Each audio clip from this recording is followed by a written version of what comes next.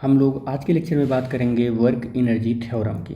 क्या होता है वर्क एनर्जी थ्योरम? तो इससे पहले हमने काइनेटिक एनर्जी समझा था क्या होता है।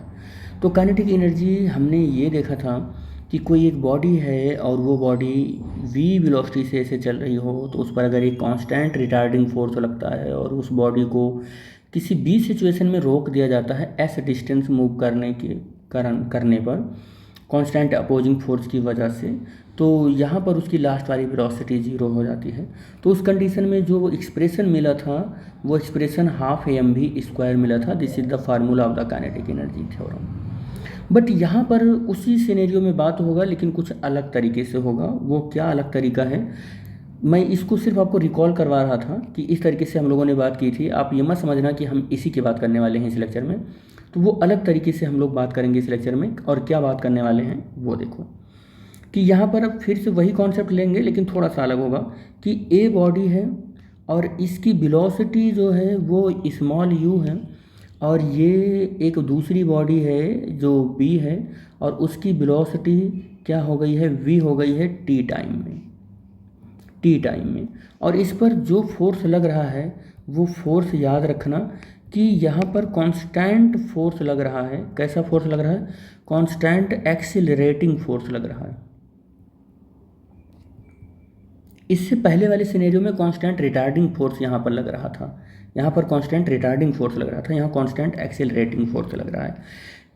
अगर कांस्टेंट एक्सिलरेटिंग फोर्स लगेगा तो सिंपल सी बात है कि जो वेलोसिटी u है वो जो वेलोसिटी v है उसमें v हमारा ग्रेटर होगा, u हमारा स्मॉलर होगा। अब आप सोचो कि अगर u हमारा स्मॉलर और v हमारा ग्रेटर हो गया तो यहाँ एक्सिलरेशन हो रहा है, ना कि रिटार्डेशन हो रहा है।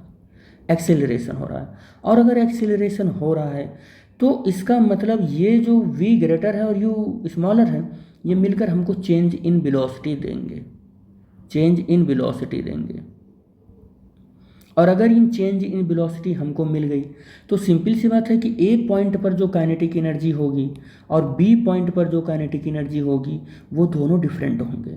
और अगर ये दोनों डिफरेंट होंगे तो ए पॉइंट की जो काइनेटिक एनर्जी है वो बी पॉइंट की काइनेटिक एनर्जी से कम होगा। कितना कम होगा या कितना ज़्यादा होगा, अगर यही हम डिफरेंस निकाल लें के बी माइनस के ये, तो यही जो का चेंज इन काइनेटिक एनर्जी है दिस गिव्स वर्क डन, और this work done is just equal to change in kinetic energy. इसी को हम लोग क्या बोलते हैं? वर्क एनर्जी थ्योरम बोलते हैं। इसी को वर्क एनर्जी थ्योरम बोलते हैं, याद रहे ये। अब हमें यही प्रूव भी करना है कि यही चेंज इन काइनेटिक एनर्जी या इंक्रीज इन काइनेटिक एनर्जी या डिक्रीज इन काइनेटिक एनर्जी जो हुआ वही क्या हो रहा है? वर्क डन हो रहा है या वर्क एनर्जी थ्योरम हो रही है। जरूरी नहीं होगा कि हमेशा इंक्रीज इन काइनेटिक एनर्जी या एक्सेलरेशन ही होगा या कांस्टेंट एक्सेलरेशन फोर्स ही लगे। कांस्टेंट डी एक्सेलरेशन फोर्स भी लगेगा, उस केस में बस ये चीज़ माइनस में रहेगा। यानी कि आप ऐसे कह सकते हैं कि जब कांस्टेंट एक्सिलरेटिंग फोर्स लगेगा तो change in kinetic energy positive होगी, और जब ये डी एक्सिलरेशन होगा तो चेंज इन काइनेटिक एनर्जी क्या हो जाएगा? नेगेटिव हो जाएगी। नेगेटिव का मतलब मैं आपको बता दूं कि फाइनल काइनेटिक एनर्जी कम रहेगी। नेगेटिव का कुछ और मतलब नहीं निकालिएगा, बस आप इतना सोचिएगा कि काइनेटिक एनर्जी फाइनल वाली थोड़ी सी कम रहेगी और इनिशियल वाली काइनेटिक एनर्जी क्या होगी? थोड़ी सी ज़्यादा रहेगी। ठीक है। और कांस्टेंट एक्सिलरेटिंग जब फोर्स लगेगा तो फाइनल एनर्जी ज़्यादा रहेगी और इनिशियल एनर्जी कम रहेगा। बस इतना सा आप मीनिंग समझिएगा। ठीक है, चलो प्रूव कर लेते हैं। प्रूफ में देखते हैं कैसे प्रूव कर सकते हैं हम इस बात को। तो प्रूफ करते हैं। प्रूफ करेंगे तो एक बॉडी ए होगी और एक बॉडी हमारी वही बॉडी हमारी होगी बी सिचुएशन पर। यहाँ की वेलोसिटी v है, यहाँ की वेलोसिटी u है, और ये s डिस्टेंस से चल रही है। इस कंडीशन में इसका मास तो m ही रहेगा। इस कंडीशन में अगर हम काइनेटिक एनर्जी की बात करें, इनिशियल काइनेटिक एनर्जी की बात करें तो हाफ एम यू स्क्वायर होगा। यहाँ पर अगर बात करें तो हाफ एम वी स्क्वायर होगा। यहाँ पर काइनेटिक एनर्जी फाइनल की। वर्क डन कैलकुलेट करो, जो u से v हो रहा है तो कांस्टेंट एक्सेलरेटिंग फोर्स लग रहा है, तो work done by this constant accelerating force calculate कर लो। Work done by constant accelerating force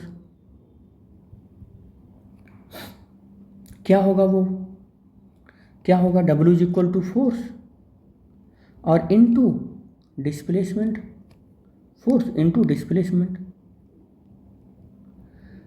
चलो फोर्स इंटू इस डिस्प्लेसमेंट, फोर्स कितना आया है, फोर्स हमको निकालना पड़ेगा, तो वो मान लेते हैं एफ। डिस्प्लेसमेंट कितना आया है वो भी हमको देखना पड़ेगा, तो एफ एस आ गया। ये डब्ल्यू इज इक्वल टू क्या आ गया, एफ एस आ गया। इसको और आगे एक्सटेंड करते हैं, आगे और एक्सटेंड करें तो हम थर्ड इक्वेशन ऑफ मोशन यहाँ पर लगा सकते हैं। इस सिनेरियो में थर्ड इक्वेशन ऑफ मोशन लगा सकते हैं।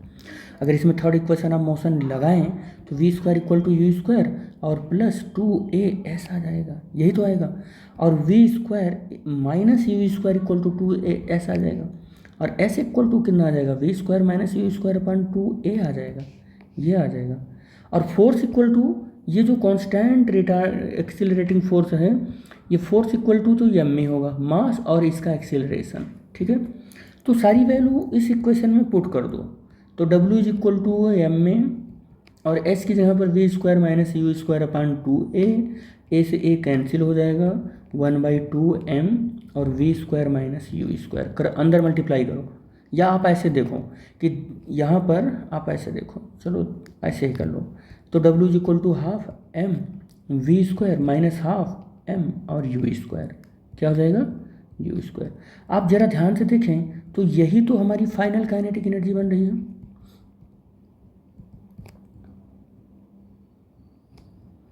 और ये हमारी क्या बन रही है, initial kinetic energy, initial kinetic energy बन रही है। और ये जो फाइनल काइनेटिक एनर्जी इसको के एफ से लिखते हैं, इनिशियल को के आई से लिखते हैं, और ये होगा। और ये जो डब्ल्यू है ना, इसको हम डेल के भी तो लिख सकते हैं, डेल के भी तो लिख सकते हैं। तो आपने क्या देखा, आपने यही देखा कि वर्क डन